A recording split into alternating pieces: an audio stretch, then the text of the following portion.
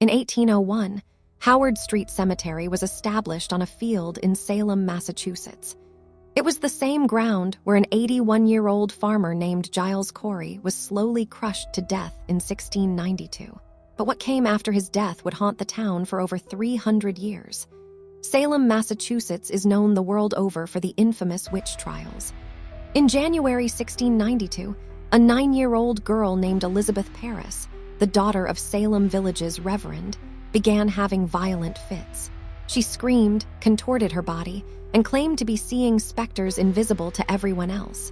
She crawled on the floor as if her limbs were no longer under her control. She spoke in strange voices that did not sound like her own. Within weeks, other girls started having identical fits. Ann Putnam Jr., Abigail Williams, and several others claimed to be tormented by invisible forces. The girls would scream and writhe. They fell backward as if invisible hands were pulling them. They complained of being pricked by pins and scratched by unseen nails. A local physician declared they were bewitched. There was no other explanation, he said. Salem was a community gripped by religious extremism and fear. The Puritans who had settled New England believed the devil was actively working against them. The invisible world was as real to them as the physical one. When the girls' afflictions continued and intensified, panic spread through the village like wildfire. The town demanded answers. Who among them was working with the devil? Who were the witches in their midst? The story of the witch trials remains as central to life in Salem today. And according to many, so does the curse of Giles Corey. The trouble began on March 21st, 1692, when Giles Corey's wife Martha was arrested. Martha was 72 years old and a devout church member. She and Giles had lived in Salem Village for years. She was known as a pious woman who attended church regularly. When the afflicted girls accused her of witchcraft, Martha did something no one else in Salem had the courage to do. She laughed. She questioned the girls' sincerity openly. She spoke publicly about the trials being foolish hysteria. She suggested that the girls might be lying or deceived. She voiced skepticism about witchcraft itself. The town did not take kindly to skepticism. When Martha refused to validate the girls' claims, when she laughed at their testimony, the girls' response was immediate and vicious. They accused her of being the source of their torment. They claimed Martha's specter appeared to them at night. They said she was tormenting them through invisible means. During her examination before Magistrate John Hathorne, the girls fell into fits whenever Martha moved. They screamed that she was strangling them. They claimed they could see her specter floating in the air above them. One girl described seeing a yellow bird suckling between Martha's fingers. That yellow bird was her familiar spirit, a demon servant that witches used to harm their victims. Martha maintained her innocence and her skepticism throughout her examination. She would not confess. She would not play along with the narrative the town wanted to believe. The magistrates found her refusal to break, her steadfast denial, to be further proof of her guilt. A truly innocent person, they believed, would show more fear and emotion. Martha's calm, dignified composure was evidence of witchcraft. Giles Corey was 80 years old at this time. He was a prosperous farmer who had accumulated substantial land holdings in the area. He had been married 3 times. His first wives had died, and at the time of the trials, Giles and Martha had been together for 2 years. His life seemed to be in a calmer place. He had joined the church in 1691, which was significant for a man with his history. He had not lived an unblemished life. In 1676, he beat one of his indentured servants named Jacob Goodell to death with a stick over a stolen apple. Giles was tried for murder, convicted, but only fined. In the colonial legal system of Massachusetts, the killing of an indentured servant did not carry the same penalties as killing a free person. Giles also had a reputation for petty crimes, but he eventually joined the church as a successful landowner in his elder years. When Martha was arrested, Giles initially believed the accusations. Just 3 days after Martha's arrest, Giles testified against his own wife. He told the court that Martha had bewitched him. He claimed that Martha had caused him to have fits when he tried to pray. He described animals on their farm acting strangely in her presence. He said Martha would wake up in the middle of the night and pray silently, and he suspected witchcraft in these actions. The magistrate and the court found his testimony damning. It suggested that Martha had not only bewitched the girls, but had brought her own husband under her supernatural influence. Martha was indicted on 2 counts of witchcraft, and then the girls turned their accusations toward Giles himself. On April 18th, Giles Corey was described by the girls as a dreadful wizard and arrested for witchcraft. They described him as a vicious murderer who hosted satanic sacraments for witches. He was examined by magistrates on April 19th. He denied the charges and refused to enter a plea of guilty or not guilty. If he was convicted of witchcraft, the state would take all of his wealth and goods. But if he refused to enter a plea, he could not legally be tried. If he died without being tried, his property would pass to his heirs according to his will. The authorities needed him to plead so they could convict him. When he refused, they applied the legal remedy available to them: torture by pressing. Giles was held in the Salem jail from the spring until autumn. During that time, 19 people were hanged while Giles remained imprisoned. His wife Martha was among them.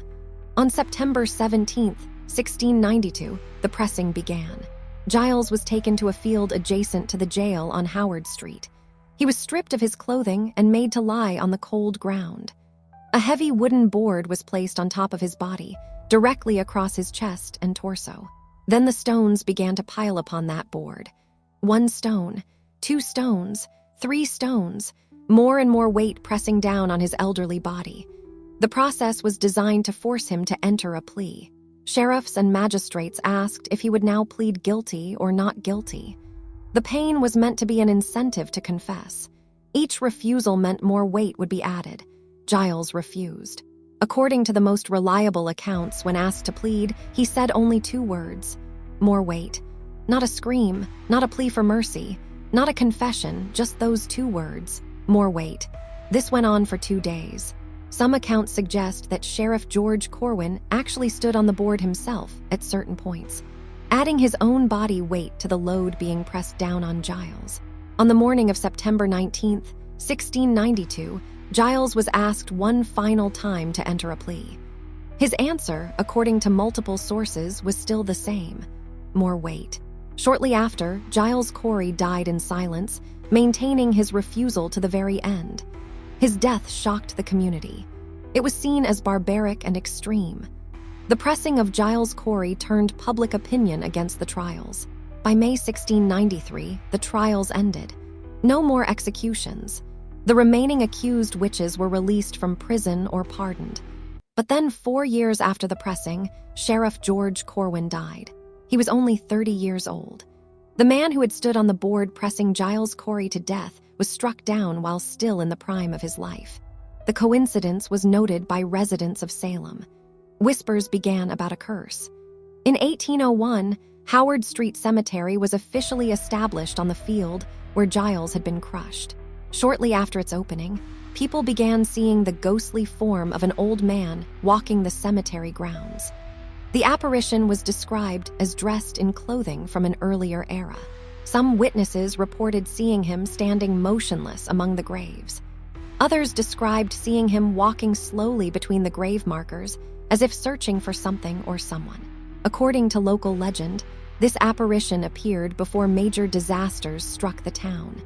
It was as if Giles Corey's ghost was a harbinger of catastrophe. When people saw him, they knew something terrible was coming to Salem.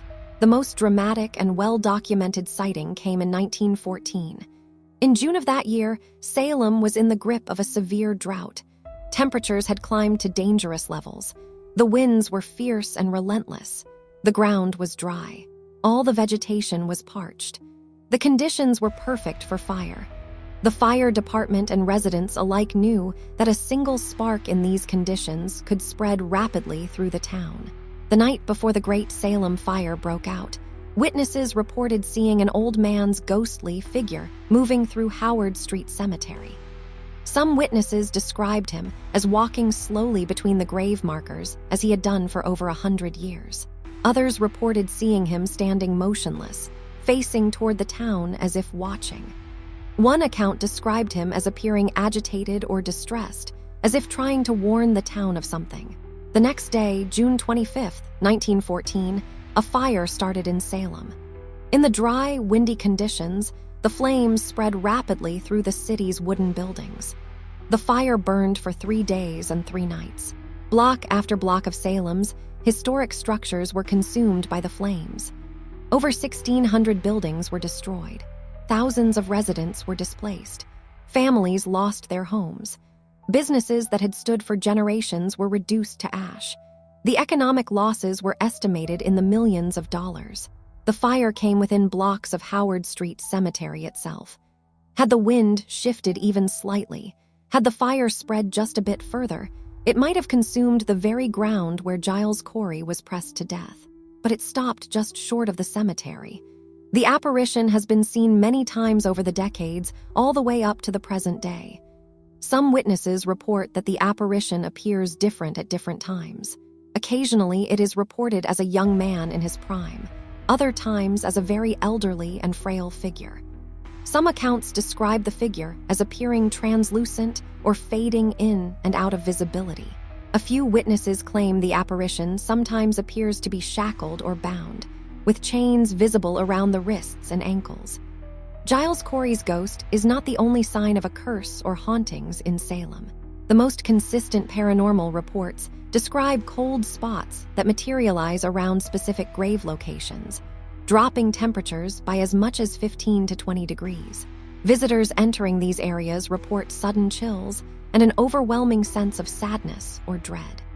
Some witnesses describe hearing faint whispers or what sounds like labored breathing near the unmarked grave location, where some say Giles is said to be buried. The sounds are often described as pained or strained, just like that of a man being crushed under stone and weight. Shadow figures have been reported moving through the cemetery by multiple independent witnesses across different time periods. These shadows move against the wind and sometimes move upward or at angles that human figures cannot physically achieve.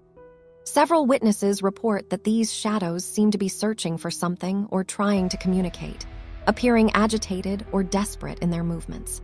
Visitors to the cemetery report experiencing sudden and inexplicable emotional shifts. People who were in neutral or positive moods have reported being overwhelmed by feelings of injustice, anger, and deep sorrow upon entering certain areas of the cemetery. These emotional surges often strike visitors without any conscious trigger. Some report crying uncontrollably in specific locations despite having no personal connection to the cemetery or to Giles Corey. The emotional episodes typically cease when visitors leave the affected areas. Nighttime vigils conducted by paranormal investigation teams have documented increased activity in specific areas of the cemetery. Teams report that equipment malfunctions more frequently in certain locations. Thermal imaging cameras capture heat signatures that appear and disappear without physical explanation. Audio recorders capture voices speaking in what sounds like colonial-era accents and language patterns, saying words like more weight and curse and Salem. But the Howard Street Cemetery is not the only location in Salem that is supposedly haunted. Employees at the Joshua Ward House have reported experiencing paranormal activity consistently since the 1980s. Books are frequently found knocked off shelves and pulled from their resting places. Witnesses describe seeing books stacked in arrangements that nobody placed them in, as if deliberately arranged by an unseen hand. Cold spots appear suddenly in otherwise warm rooms with no identifiable source. These temperature drops are localized to specific areas and dissipate quickly. Visitors report passing through these pockets of extreme cold without warning. Candles melt in the house under unusual circumstances. Employees find candles that have melted completely despite never being lit. As the wax pools, it consistently forms the shape of an S. Paranormal investigators and staff interpret this as a message from Giles Corey, with the S standing for sheriff. The most disturbing paranormal activity reported at the Joshua Ward House involves the sensation of strangling. Visitors and employees report feeling invisible hands wrap around their necks and apply pressure. This phenomenon is attributed to the spirit of George Corwin, who earned the nickname the Strangler for his torture methods during the trials. In 1981, an employee named Drew Lewinsky was taking passport-style photographs of staff members using a Polaroid camera. One photograph shows the image of a pale woman with wild, tangled curly hair. When the photograph was published, other people came forward reporting encounters with this same female spirit on the upper floors of the building. Visitors report experiencing sudden scratches and burns appearing on their skin with no explanation. These marks appear spontaneously and cannot be attributed to contact with any physical object in the house. Paranormal investigators who have conducted seances at the Joshua Ward house have identified 3 distinct spirits. The unidentified woman in black believed to be one of the accused witches, George Corwin and Giles Corey. The witch trials themselves were officially acknowledged as a tragedy in 1702, when the Massachusetts General Court declared that the trials had been unlawful. In 1711, the convictions were annulled, and the next year, restitution was paid to the heirs of the accused.